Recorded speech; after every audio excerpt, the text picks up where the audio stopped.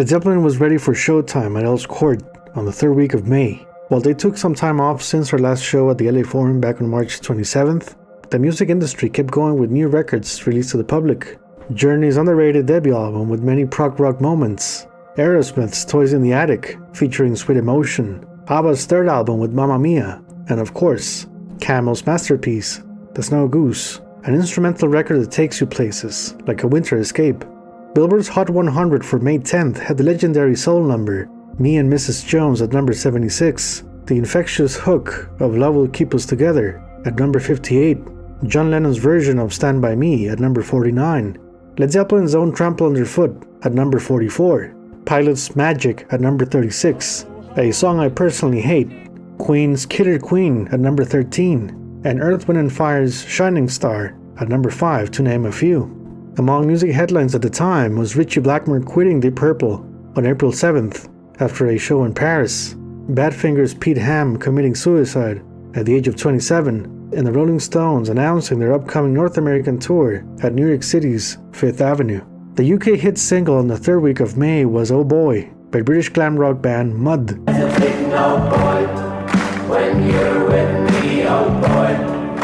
UK albums charts had Led Zeppelin taking the number 1 spot for just 1 week, later beaten by Tom Jones's 20 Greatest Hits album, The Best of the Stylics, and Once Upon a Star by the Bay City Rollers. But despite the numbers, Zeppelin fans were ready to watch them take the stage. Speaking about concert goers for these shows, like I mentioned in episode 1, Peter Grant and Mel Bush worked with British Rail in order to provide additional trains for fans to connect with London's Tube and arrive at Earl's Court. If we look at the map on the Zeppelin Express poster, we'll find the different stations where fans would go to then take the London Tube to the show. A smart maneuver it was. Get everyone to Earl's Court instead of touring smaller venues, like their previous UK tours of 1971, late 1972, and early 1973. With this system, Peter Grant was right in thinking they could do 10 nights if they wanted to. So this is how it worked. And yes, I took the time to make the maps and, check the information, going OCD on the topic.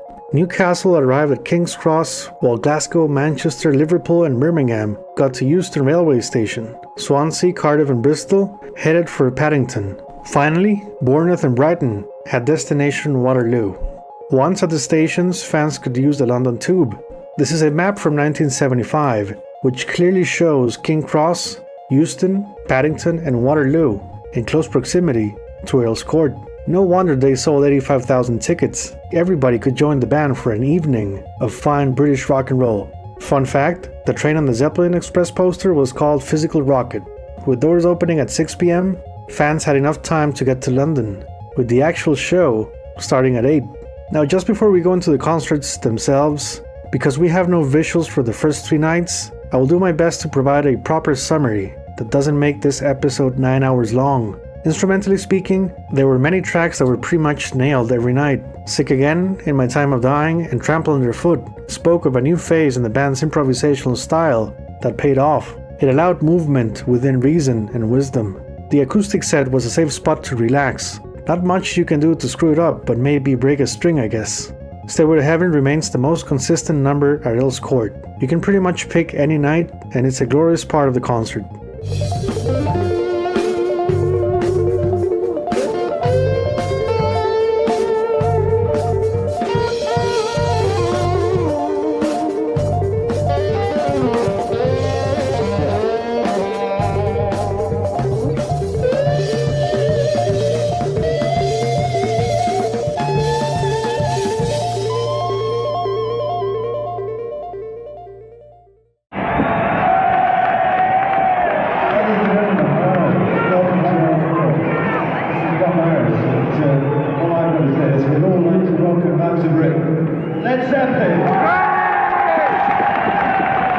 First night at Earl's Court.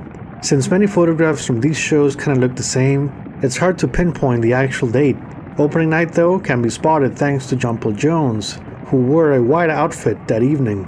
Now I have to say it, because of the natural reverb or cavern effect at Earl's Court, it's hard to distinguish Jones's bass on the audience recordings. The band was introduced by Bob Harris to a crowd's response of deafening roars.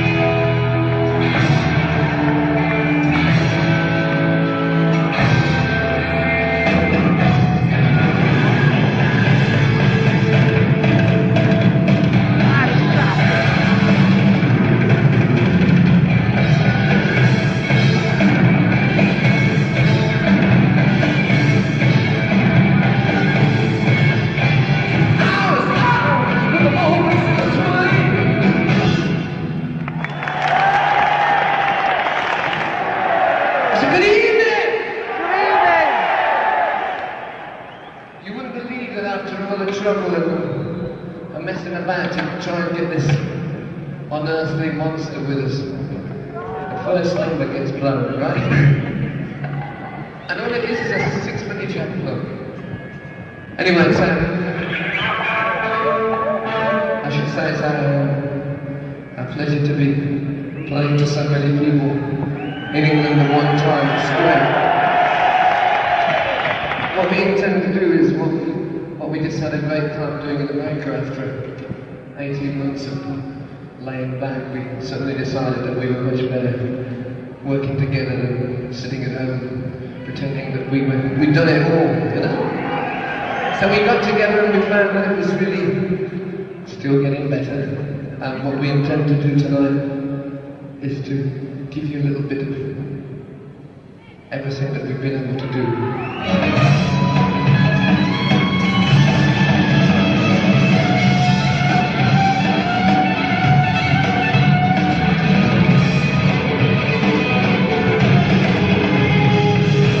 Robert Plant dedicated In My Time of Dying to Labour Party leader Dennis Healey. You can watch my Making of Presents series for context. Led Zeppelin wasn't happy with the tax policies at the time. Another physical graffiti number played almost to the point of perfection. The Page and Bonham combo left a lasting impression that night, even with Robert's closing vocals cracking in places. An old chain gang thing. And as we're about a foot away from the chain gang with that dear Dennis Healey, we better dedicate this to Dennis. It's called In My Time of Dying.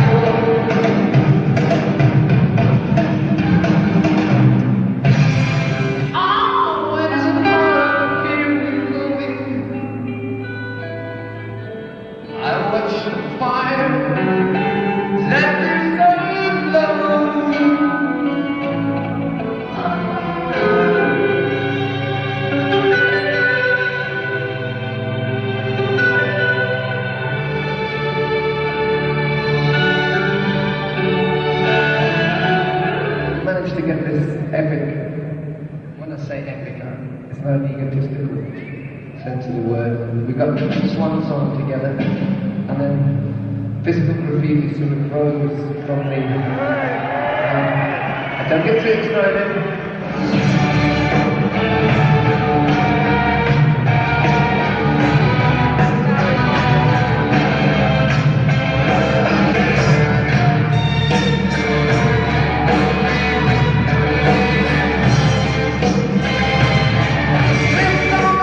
I'll be honest guys, live takes of Kashmir 1975 are not my favorites. They needed a different keyboard sound that I believe was achieved until 1979 with the Yamaha GX1. I do prefer Jimmy using a Les Paul over his then Electro for this song. Bonham's drum fills at the end were more conservative compared to say 1977. Okay, now onto the British premiere of No Quarter. The intro and opening riff sounds exactly like Madison Square Garden 1973. It was a great way to introduce the song to the audience. Now Robert's voice was of course in the style and capacity of 1975. He managed to carefully calculate the intensity and power, not to crack nor go overboard. Trampled Jones's grand piano work is breathtaking. It's show-stealing musicianship indeed. Jones employed the use of Spanish-inspired movements, including Concierto de Aranjuez. We can trace this back to his admiration for Miles Davis' Sketches of Spain album from 1960. West Bromwich to Bombay, it's a long way. This is one song that attempts to do this. Features John Paul Jones, master of keyboards.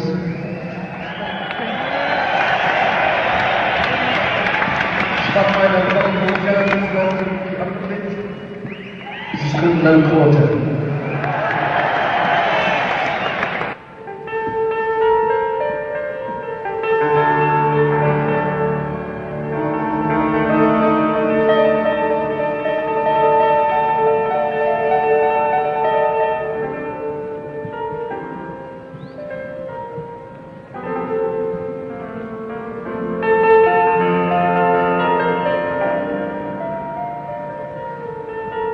Past the piano explorations, Jones moves into the D minor 7 chord to start off no quarters jam section. Now what makes this version so special is the fact that Jones played D minor 7 and E minor 7 as the harmonic background for Jimmy's solo. This was the only time a 2-chord bass approach was taken here, instead of the usual D minor 7 vamp, where Page goes wild. Examples of this type of soloing can be found on the Doors' Light My Fire and Paco de Lucia's Entre Dos Aguas. Trampled Jones playing both chords put Jimmy in a tough spot for the way he conducted his lead guitar work. Let me explain.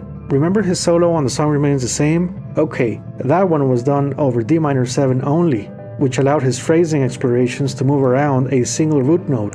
Add in E minor 7 and you got yourself a tricky situation in which you have to alternate between two notes with their respective modes and scales. This is pretty common in jazz music, but not the types of jams that Zeppelin played.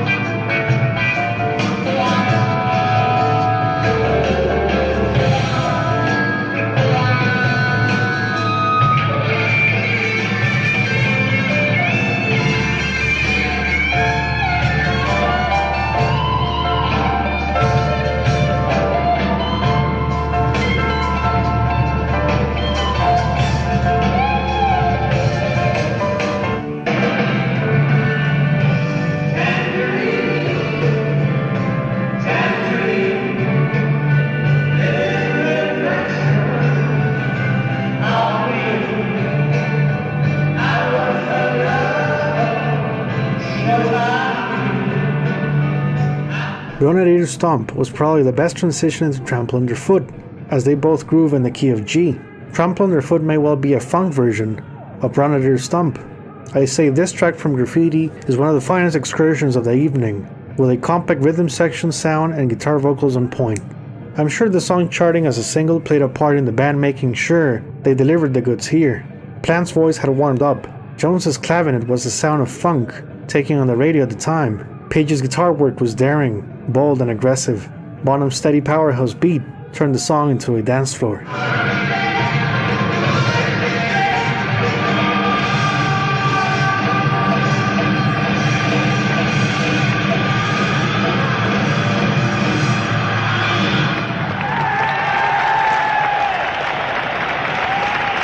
Moby Dick was next, with Bonzo not taking too many chances. Just let me be clear, I'm a huge fan of Bonham's drum solos, and I could listen to them all day really, but this take doesn't feel as inventive as previous years. I think he was just too careful in places, with excessive use of repetition, trying to find new ideas as he went by. With Earl's Court being such a massive concert and people expecting to see all their tricks, I think he didn't want to screw up a song whose early Led Zeppelin intention ran its course by 1975. I'm going to show you the highlights from this solo, but trust me, listen to the whole thing and you'll see what I mean.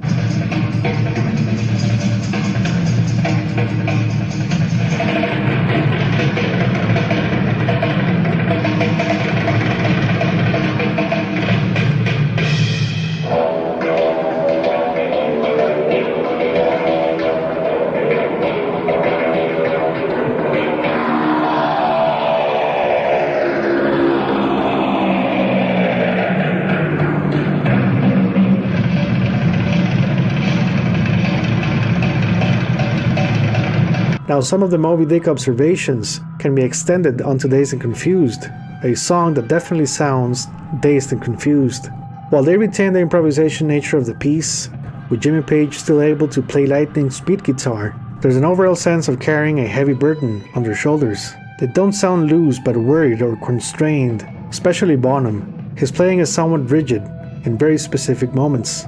Past the jam section, Jimmy goes into a guitar chord adventure that, like I said on the making of Presence, set the foundations for Achilles' Last Stand. Once they go into the all-instrumental bit of San Francisco, Robert Plant sings a portion of the lyrics for Joni Mitchell's Woodstock. This was just natural after he attended her September 1974 show at Wembley Stadium, where you guessed it, Mitchell performed Woodstock as her second number. Jimmy Page's bow solo switched the order of some of its sections, but the playing was sinister and effective, with the added help of smoke and lasers. It's hard to fully explain why Dazed and Confused at Earl's Court feels weird. I guess it's just one of those songs that needed to go into retirement. I still cannot understand why they insisted on playing long versions of it by then. The early day energy wasn't there anymore, and taking time off after July 1973 really hurt the piece. A shorter take would have been better in favor of new songs into their setlist. With the rock and roll market making the definite switch from long jams to songs and structure, Led Zeppelin took note and followed the natural path of the artist to grow and evolve, leaving the always behind.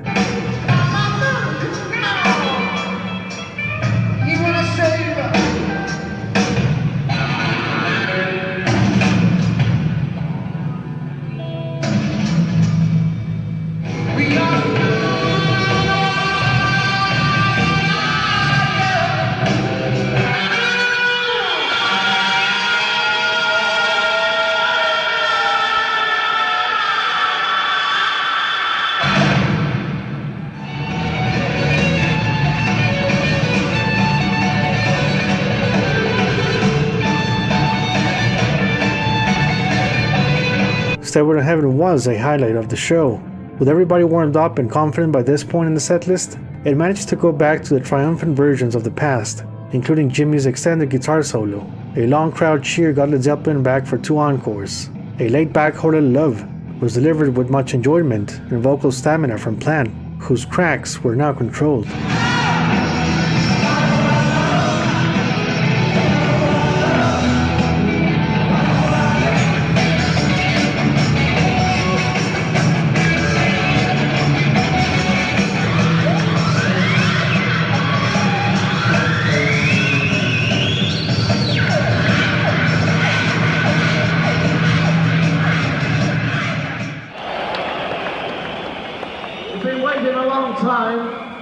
It's time to welcome home Led Zeppelin.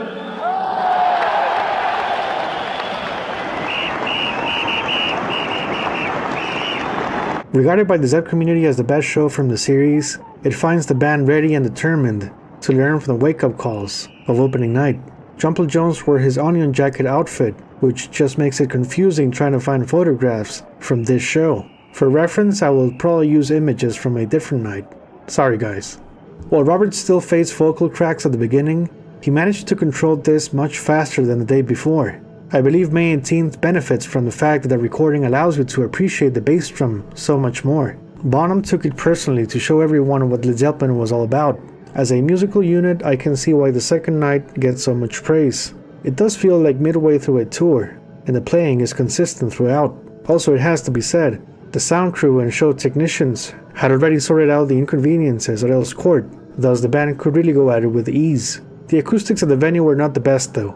Audience recordings show the kind of obstacles Shoko faced at this massive exhibition center. It feels like a hollow space with less warmth than the big American stadiums for some reason. I guess Earl's Court hosting both shows explains it, right? Talking about the epic songs here, Moby Dick came back to life compared to the tired autopilot vibes of May 17th. The Bonham engine cruised at full speed with his fast hi-hat pulse plus exciting flair, chops, and accents. Dazed and Confused was also awakened from the dizzy low-profile vibes of opening night. Although Jimmy's lead guitar work is not as loose on this take, the band as a team were magnificent.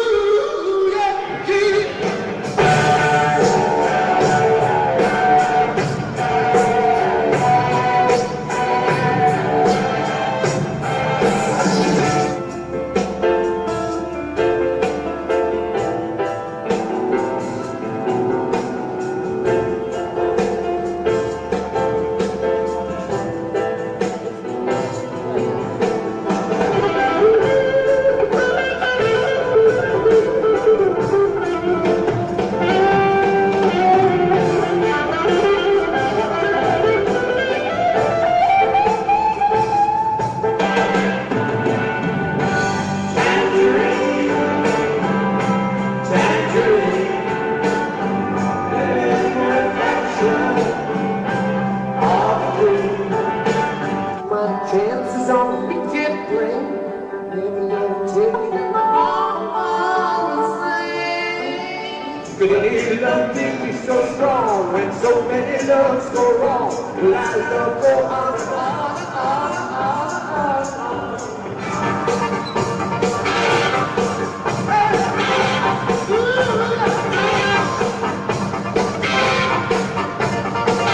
My very best friend, the man who always kicks me when I'm down. Ladies and gentlemen, John Martin, Moby Dick!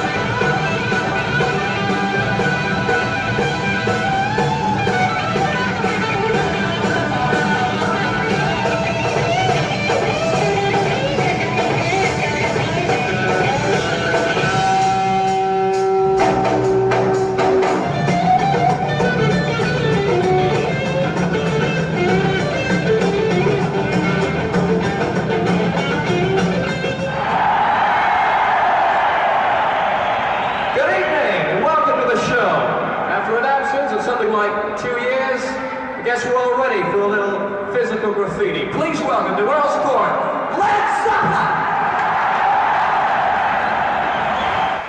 Good evening! Say good evening! Last weekend we did a couple of warm-up gigs for these three. This Friday, Saturday and Sunday. I believe these were the first three gigs to be sold out, yeah? So these must be the ones with the most energy stored up, right? You've been waiting.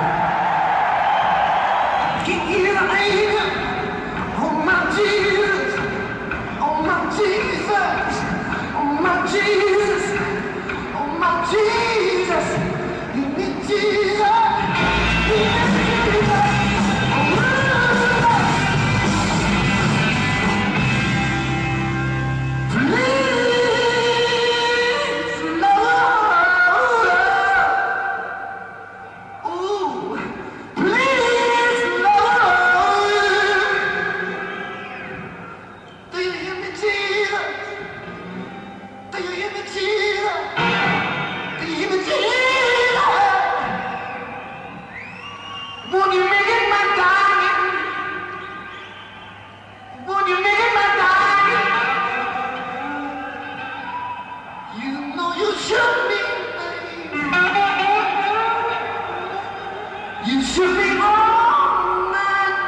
Robert Plant chose his cherry blouse for this show, which was premiered on stage during the band's warm-up show in Holland back in January. Although he used other outfits in 1975, the cherry-style fabric became his favorite throughout the North American tour. Something of a lost show in the Earl's Court story. The night of May 23rd can be easily overlooked because it's in the middle of the series. But hear me out, I personally think this is the best show. Why? Robert's voice was in top shape for 1975 standards.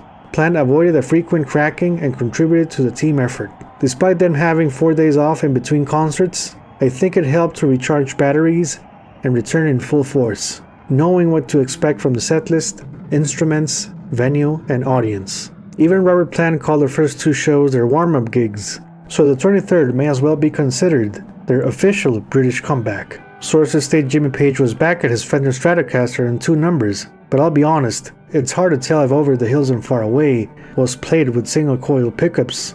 No Quarter, on the other hand, does feature traces of tremolo bar use, so yeah, he used the Stratocaster for No Quarter. That I'm 100% sure.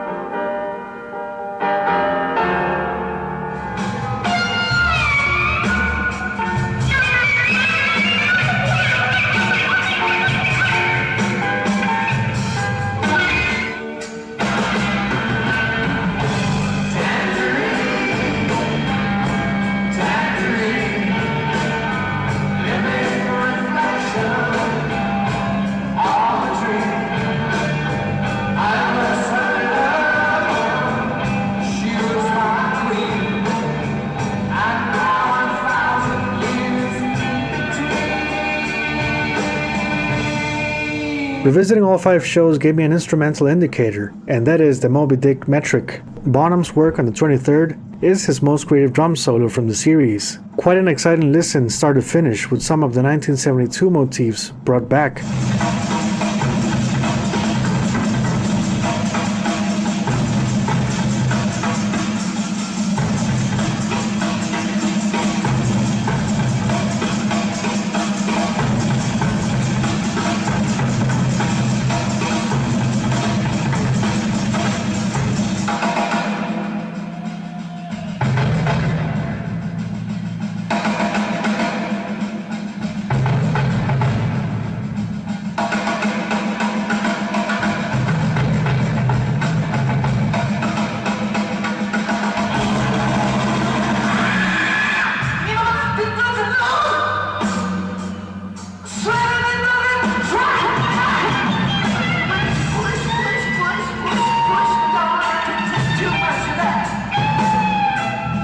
Dazed and Confused finds the perfect balance of fluid guitar work, heavy-duty drumming, astute bass work, and exuberant rockster vocals. Everything clicked for Led Zeppelin on May 23rd. Stairway to Heaven plus the vivacious runs of Whole Lotta Love and Black Dog make you wish there was video footage of it. A night to remember, forever captured in precious historical documents. May I dare to say, this is one of the best shows from 1975. Stay tuned for the third and final part of the series. I will revisit the only 2 shows captured on film, May 24th and May 25th. Thank you very much for watching. Bye bye. And in those speedy ancient times, thank you very much, England and Wales and Scotland and Northern Ireland. And may the best team win. Good night.